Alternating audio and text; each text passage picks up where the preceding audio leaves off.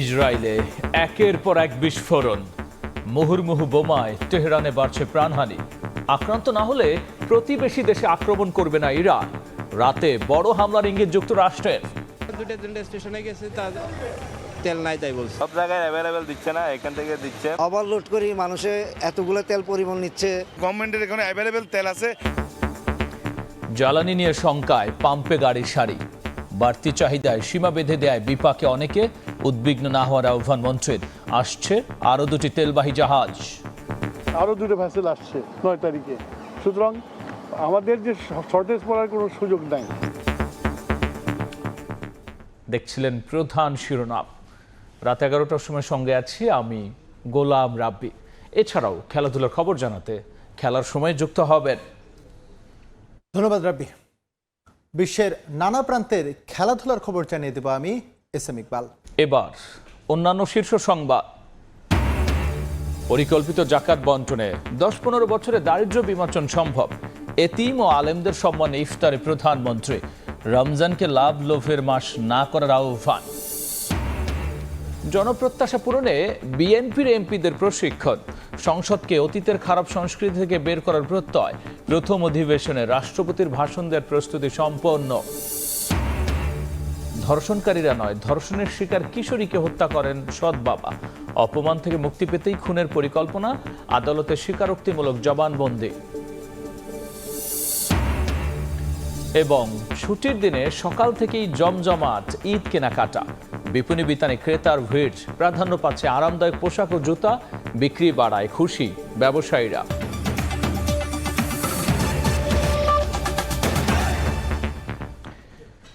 ইসরায়েলে নতুন করে ক্ষেপণাস্ত্র হামলা চালিয়েছে ইরান। উপসাগরীয় দেশগুলোতেও আক্রমণ অব্যাহত রেখেছে ইরান। এদিকে তেহরানের বিমানবন্দর সহ সরকারি বিভিন্ন স্থাপনায় ব্যাপক হামলা চালিয়েছে তেল আবিব। প্রতিবেশী দেশ থেকে হামলা না হলে পাল্টা আক্রমণ না করার ঘোষণা দিয়েছেন ইরানের প্রেসিডেন্ট। রাতে ইরানে ভয়াবহ বোমা বর্ষণের ইঙ্গিত দিয়েছেন মার্কিন অর্থমন্ত্রী।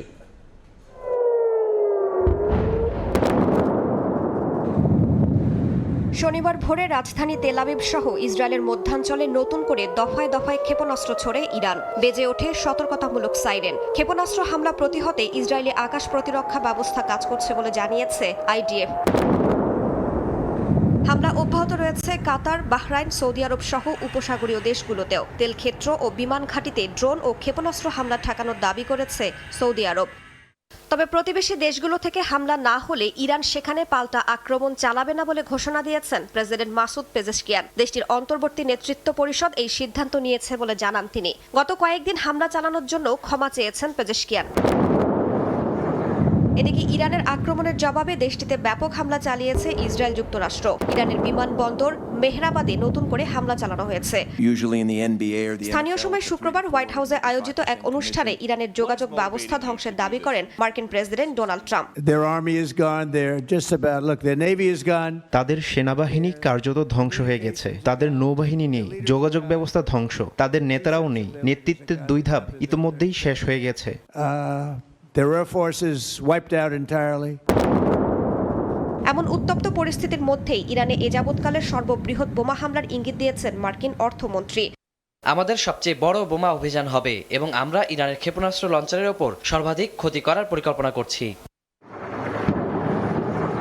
তেল আবিব ওয়াশিংটনের যৌথ হামলায় তেহরানে বেড়েই চলেছে প্রাণহানি। শুক্রবার জাতিসংঘ নিরাপত্তা পরিষদে ইরানের রাষ্ট্রদূত অভিযোগ করেন দেশ দুটি জনবহুল বেসামরিক এলাকায় এবং অবকাঠামোতে হামলা চালাচ্ছে। এদিকে লেবাননেও অব্যাহত রয়েছে ইসরায়েলি হামলা। রাইসা জান্নাত, সময় সংবাদ। জ্বালানির মজুত নিয়ে শঙ্কায় ফিলিং স্টেশনে গাড়ির দীর্ঘ সারি। বাড়তি চাহিদায় অনেক পাম্পেই মিলছে না তেল। সীমা বেঁধে দেয় বিপাকে পড়েছেন দূরপাল্লার চালকরা। ঘন্টার পর ঘন্টা অপেক্ষা করেও চাহিদা মতো জ্বালানি না পেয়ে ক্ষুব্ধ অনেকে। পাম্প সংশ্লিষ্টরা বলছেন সরবরাহে ঘাটতি নেই, আইন মেনেই নির্দিষ্ট পরিমাণ জ্বালানি দিচ্ছেন তারা। রাজধানীর বিজয় সরণি থেকে আসাদ গেট পর্যন্ত কয়েক কিলোমিটার লম্বা সারি। ব্যক্তিগত গাড়ি কিংবা মোটরসাইকেল। পেট্রোল পাম্প থেকে জ্বালানি সংগ্রহে ঘন্টার পর ঘন্টা অপেক্ষা। এখানে আছি 2 ঘন্টা সিরিয়ালে বসে। সাভারে গেছিলেন, ওখানে আর অনেক লম্বা সিরিয়াল, ওখানে দেখে তারপর আবার এখানে চলে এসেছি। মধ্যপ্রাচ্য সংঘাতকে কেন্দ্র করে সংকটের আশঙ্কায় জ্বালানি তেল বিক্রি সীমা বেঁধে দিয়েছে সরকার। জ্বালানি সংগ্রহের সময় চালক পাম্প কর্মীদের সঙ্গে হচ্ছে বাকবিতণ্ডাও। তবে আইন মেনেই নির্দিষ্ট পরিমাণ জ্বালানি দিচ্ছে পাম্পগুলো।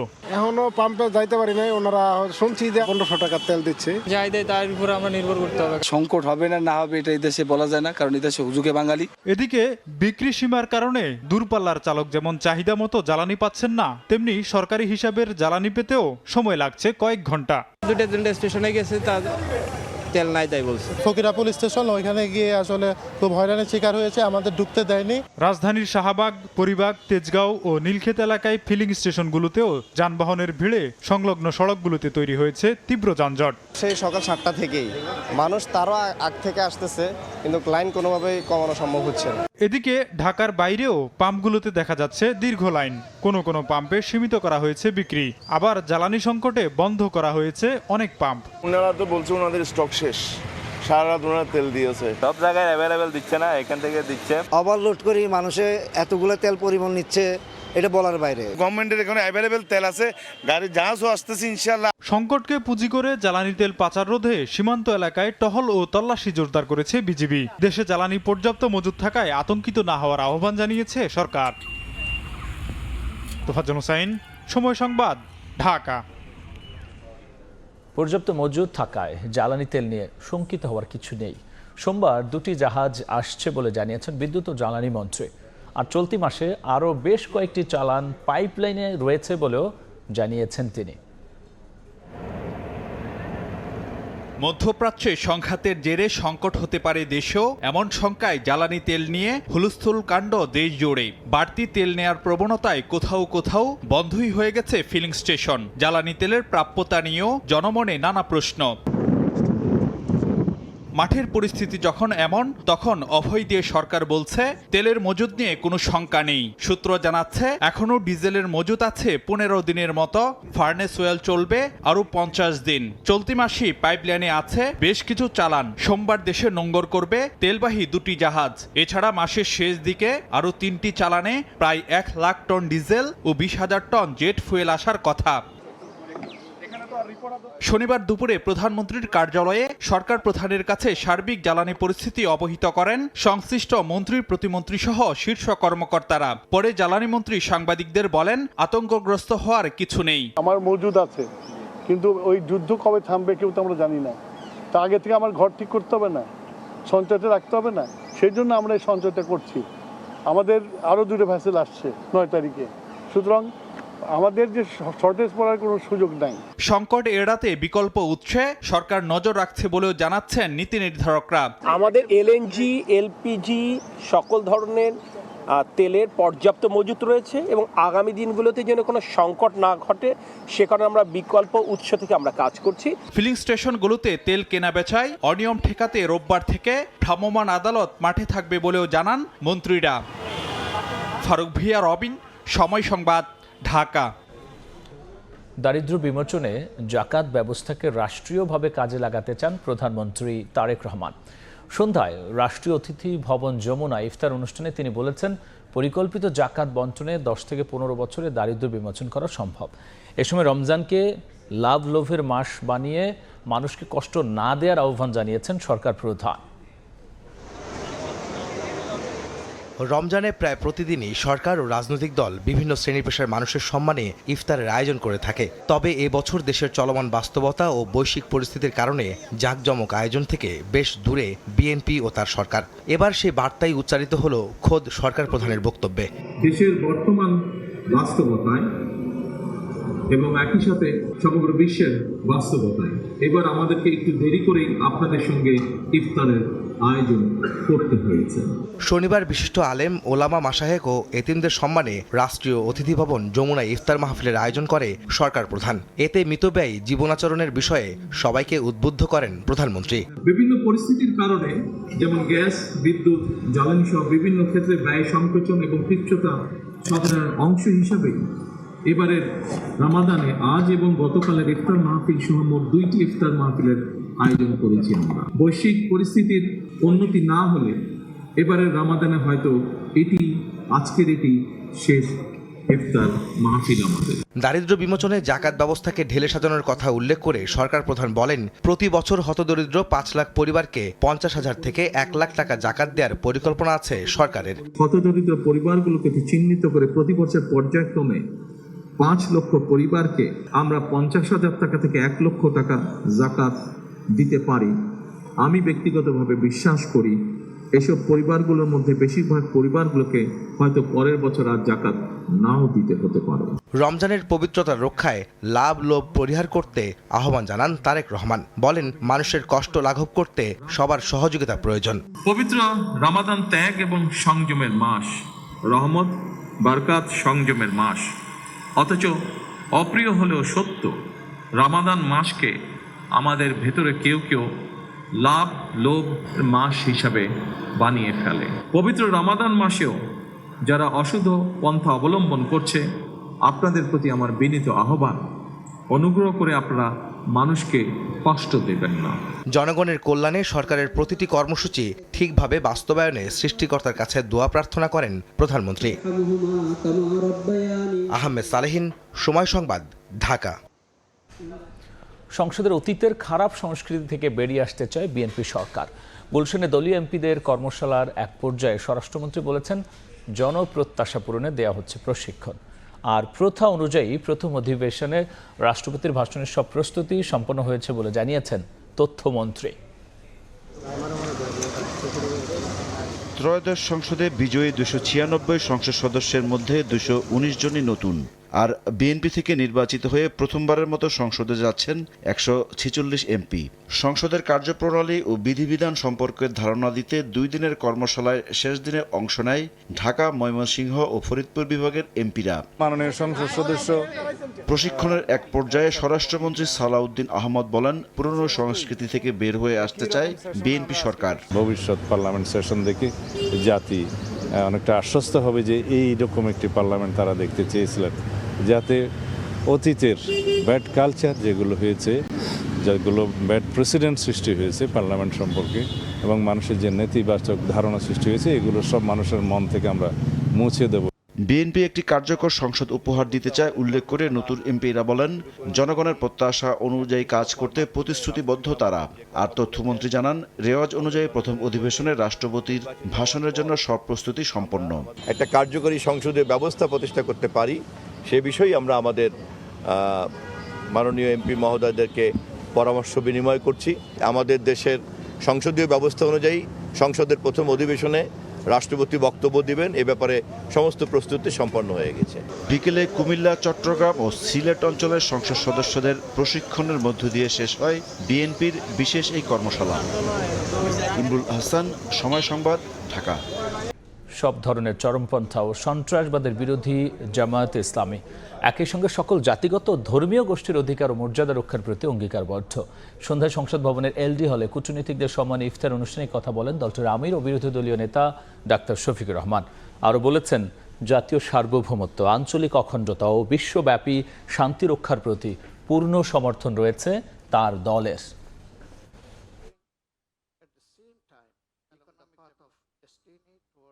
Please be bestow your special assistance to make this world calm and comfortable to live every human being here. And please be bestow your help and divine assistance to Bangladesh to maintain a peaceful civil country which will be comfortable for every citizen. নরসিংদীতে ধর্ষণকারীরা নয়, ধর্ষণের শিকার কিশোরীকে হত্যা করেন তার সৎ বাবা। অপমান থেকে মুক্তি পেতে এই মেয়েটিকে খুনের পরিকল্পনা করেন তিনি। এরই মধ্যে আদালতে জবানবন্দিও দিয়েছেন সৎ বাবা আশরাফ আলী। নরসিংদীতে কিশোরীকে ধর্ষণ ও হত্যার ঘটনা নিল নতুন মোড়। ধর্ষকেরা নয়, সৎ বাবাই খুন করেন মেয়েকে। শনিবার দুপুরে সদর থানায় সংবাদ সম্মেলনে এই তথ্য জানান পুলিশ সুপার। বৃহস্পতিবার বিকেলে মাধবদী থেকে সন্দেহের তালিকায় থাকা সৎ বাবা আশরাফ আলীকে জিজ্ঞাসাবাদের জন্য থানায় নেওয়া হয়। এই সময় বেরিয়ে আসে চাঞ্চল্যকর তথ্য। 10 ফেব্রুয়ারি মেয়েটি ধর্ষণের শিকার হওয়ার পর বিচারসহ নানা কারণেই সৎ মেয়ের উপর ক্ষিপ্ত হওয়ার কথা জানান আশরাফ আলী। অপমান থেকে বাঁচতে হত্যার পরিকল্পনা করেন তিনি। 25 ফেব্রুয়ারি মাধবদী দড়িকান্দি এলাকার একটি সরিষা ক্ষেতে মেয়েকে নিয়ে গিয়ে শ্বাসরোধ করে হত্যা করেন। পরে ধর্ষণে অভিযুক্ত নূর মোহাম্মদ নুরা সহ অন্যদের হত্যার ঘটনায় ফাঁসানো হয়। তার মেয়ের স্বভাব চরিত্র ভালো ছিল না, সে বিভিন্ন অসামাজিক কার্যক্রমে জড়িত ছিল বলে সে বিভিন্নভাবে সে বিরক্ত ছিল, তার প্রতি অ্যানয়েড ছিল এবং সে সামাজিকভাবে হেয় প্রতিপন্ন হচ্ছিল। বিধায় সে একাই সে প্ল্যান করে যে মেয়েটাকে সে মেয়ের দুনিয়া থেকে সরে দিবে। এর আগে কিশোরীকে ধর্ষণের পর হত্যার মামলায় নূর মোহাম্মদ নুরা সহ 9 জনের বিরুদ্ধে মামলা করা হয়। গ্রেফতার করা হয় 8 জনকে। তারা এখন 8 দিনের রিমান্ডে আছেন। সময় সংবাদ, নরসিংদী। জমজমাট রাজধানীর বিপণী বিতানগুলো। নতুন পোশাক কেনার পর এবার ক্রেতারা ছুটছেন জুতার দোকানে। ছেলেদের পছন্দ পাঞ্জাবির সঙ্গে ম্যাচিং লোফার, আর মেয়েরা খুঁজছে পছন্দের হাই হিল। ঈদ আনন্দ বাড়িয়ে তুলতে অন্যতম অনুষঙ্গ পোশাক। তাই সাপ্তাহিক ছুটির দিনে ঈদ কেনাকাটায় জমজমাট রাজধানীর শপিং মলগুলো। অনেকেরই এরই মধ্যে পোশাক কেনা শেষ। পোশাকের সঙ্গে মিলিয়ে তাই জুতা কেনায় ব্যস্ত কেউ কেউ। ফ্যাশন, আরাম আর ট্রেন্ডকে প্রাধান্য দিয়ে বাছাই করছেন কাঙ্ক্ষিত জুতা। মেয়ের জন্য জুতা কিনতে এসেছি, নিজের জন্য কিনবো। ছেলের জন্য জুতা, আমার মেয়ের জন্য জুতা। আমার ড্রেস কেনা হয়ে গেছে, এখন জুতো দেখি। মেয়েদের পছন্দের তালিকার শীর্ষে হাই হিল। আরামকে প্রাধান্য দিয়ে কেউ কেউ আবার খুঁজছেন ফ্ল্যাট স্যান্ডেলও। অ্যাজ আমার হাইটটা একটু বেশি, তো আমি একটু নিচু জুতা, একটু শু টাইপস দেখতে যাচ্ছিলাম। কমফোর্টটা হচ্ছে mainly important, day to day যাতে হচ্ছে ভালোভাবে একটু পরা যায়। পাঞ্জাবির সঙ্গে মিলিয়ে এবার ছেলেদের ক্ষেত্রে বেশি প্রাধান্য পাচ্ছে লোফার কিংবা হাফ শু। পায়জামার সাথে যেটা ম্যাচ করে এই ধরনের জুতা কিনব, মানে পাঞ্জাবির সাথে লোফার এটা কিনবো আর কি। বিক্রেতারা বলছেন এবার রমজানের শুরু থেকেই ছিল চোখে পড়ার মতো ভিড়। ক্রেতা আকৃষ্ট করতে মূল্য ছাড়ও দিচ্ছে ব্র্যান্ডগুলো। প্রচুর পরিমাণ কালেকশন এবার আমাদের বেচাকেনা খুবই ভালো। চাঁদ রাত পর্যন্ত বেচাকেনা আরও বাড়বে বলে আশা ব্যবসায়ীদের। অন্তরা সেন, সময় সংবাদ, ঢাকা। চাঁদা না দেয় কক্সবাজার স্ত্রীর সামনে ব্যবসায়ীকে খুন করেছে দুর্বৃত্তরা। এদিকে জেলা সদর হাসপাতালের লিফটের নিচ থেকে উদ্ধার হয়েছে এক নারীর মরদেহ।